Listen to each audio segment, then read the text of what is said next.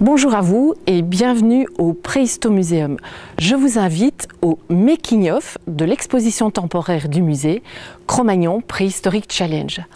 Alors, une exposition temporaire dans un musée, c'est une réelle aventure qui prend du temps et qui a différentes étapes. La première étape, c'est bien entendu la conception de ce projet. Cette exposition, nous ne l'avons pas fait seule. On a pu profiter d'un partenariat extraordinaire. Cette exposition a été réalisée avec l'Institut des sciences naturelles de Belgique. Cette conception, eh bien, elle a pris pratiquement plus d'1 an à l'époque.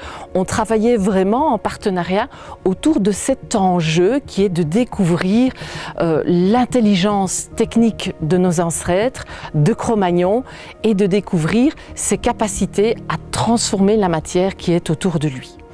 Alors, aujourd'hui, on est très fiers de pouvoir l'accueillir enfin chez nous, au Préhistomuséum, et le montage, c'est-à-dire trouver une place pour chacun des meubles, créer l'atmosphère dans laquelle le visiteur va pouvoir découvrir chacun des thèmes, chacune des manipulations que propose déjà cette exposition super interactive, eh bien, ce montage a pris un petit peu plus d'1 mois où il a fallu vraiment penser à la place de chaque chose.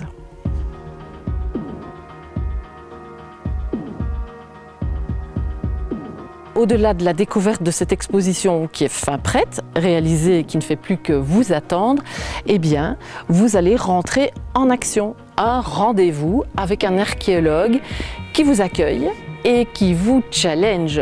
Au-delà de la manipulation que vous pouvez vivre dans l'expo, cette fois-ci, fini de rigoler, fini de chipoter, c'est vous qui taillez le silex, c'est vous qui réalisez un collier et c'est vous qui serez mis au défi de développer toute la méticulosité qu'il faut pour avoir un feu.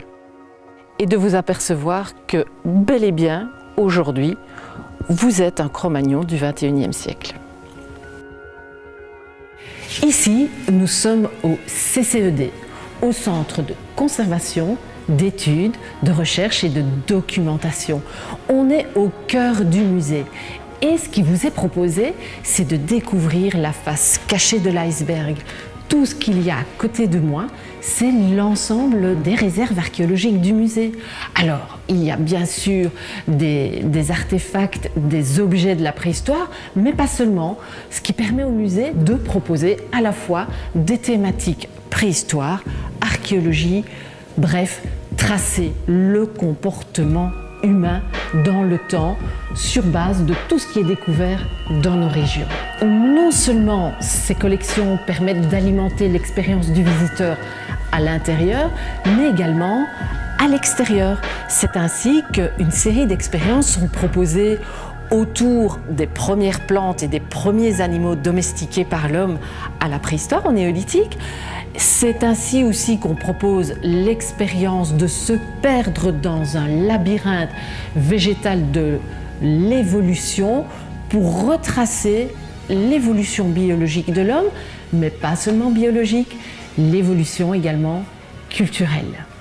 Les autres expériences sur les 30 hectares du musée seront également d'être confrontées aux techniques de chasse, mais également à l'habitat, aux reconstitutions. Ici au Préhistomuséum, il y a un laboratoire d'archéologie expérimentale et ce processus d'expérimentation eh bien, va jusqu'à la reconstitution, notamment de l'architecture des premiers fermiers de la préhistoire. Et c'est dans ces reconstitutions que le musée vous invite également.